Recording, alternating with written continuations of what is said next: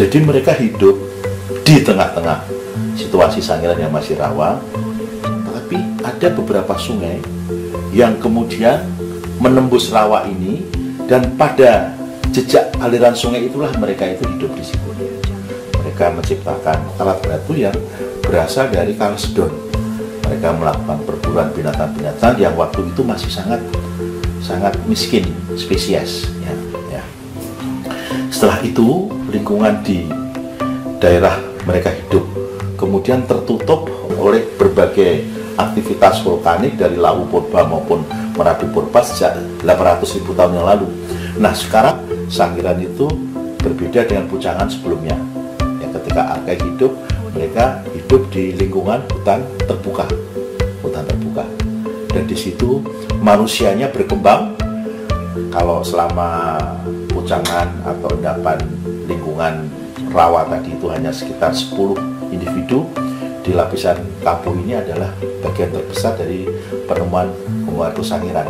Sampai kita itu menemukan hampir kira-kira 100 individu di situ. Ya, di sini merupakan puncak dari kejayaan zaman Sangiran.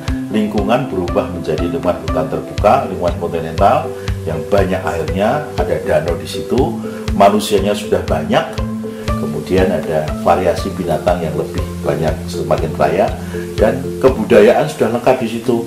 Ada kapak perimpas, ada kapak penetak, bola batu, kemudian ada hand axe atau apa itu kapak genggam gitu ya. Sehingga Kapuh ini merupakan sebuah tempat yang bagi kehidupan Homo erectus yang sangat nyaman di sana. Mereka berkembang biak dengan baik binatang maupun juga kita temukan banyak budayanya. Setelah itu baru terjadi pengendapan Notopuro yang memang air sudah sangat hilang di situ.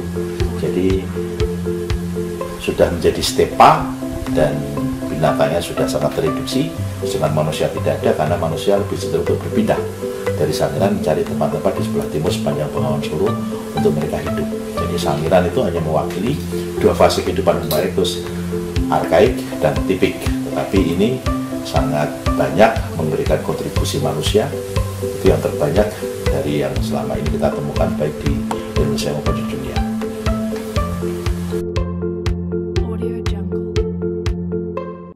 Dan untuk Sangiran semua sudah jelas, semua sudah setuju bahwa itu merupakan pelapisan dari berbagai zaman yang dilakukan oleh natural agents dengan agen-agen alam yang akhirnya menghasilkan pelapisan seperti sekarang.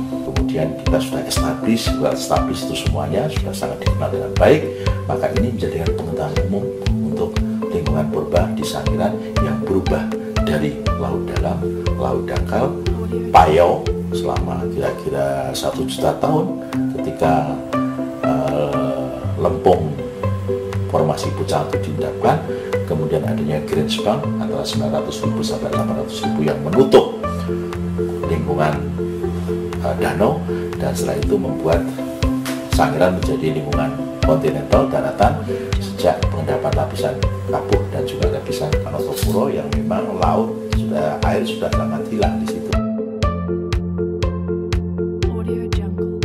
Melihat beberapa endapan perlapisan tanah stratigrafi tadi itu, terlihat bahwa pada zaman 1,5 juta tahun lalu itu Sangiran masih sebagai rawa.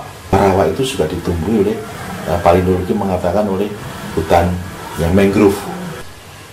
Ini merupakan perubahan dari lingkungan sebelumnya yang merupakan laut dalam dan sesudahnya yang merupakan endapan kontinental sejak 900 atau 800.000 tahun yang lalu. Tetapi ada beberapa sungai yang kemudian menembus rawa ini, dan pada jejak aliran sungai itulah mereka itu hidup di situ. Ada mastodon, ya, sejenis gajah purba ini yang waktu itu 1,5 juta tahun yang lalu. Kemudian ada Hisaprotodon, ini sejenis kudanil, ya. Kemudian ada Selon, ya, Selonidae itu yang berasal dari jenis kura-kura besar, dan ada sedikit dari Cervidae di situ. Analisis pollen terhadap endapan-endapan dari Kapuh vulkanik tadi itu menunjukkan bahwa Sangiran itu berbeda dengan Pucangan sebelumnya. Di sini merupakan puncak dari kejayaan zaman Sangiran. Lingkungan berubah menjadi lingkungan hutan terbuka, lingkungan kontinental yang banyak airnya, ada danau di situ, manusianya sudah banyak, binatangnya bervariasi. Gajahnya itu 2, Stegodon trigonocephalus dan Elvas namadicus. Kemudian Hexaprotodon berevolusi menjadi hippopotamus. Kemudian banyak juga yang pendatang baru itu adalah rhinoceros seperti badak. Ada juga cervidae berkembang menjadi demikian banyak spesiesnya.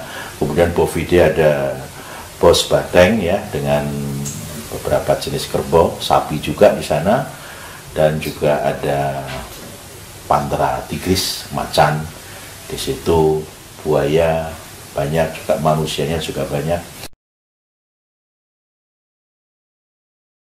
Jadi di sini kuncinya adalah kita membaca pelapisan tanah untuk bisa mendapatkan informasi tentang lingkungan purba saat itu. Sangiran sendiri, kita mendapatkan 4 lapisan yang sangat khas itu, yang membagi atau memberikan pemahaman yang berbeda antara satu lapisan dan lapisan yang lain. Ciri-ciri seperti ini, itu kalau pasir, kerikil itu endapan vulkanik, gamping itu endapan laut dan sebagainya, kita identifikasi masing-masing di situ.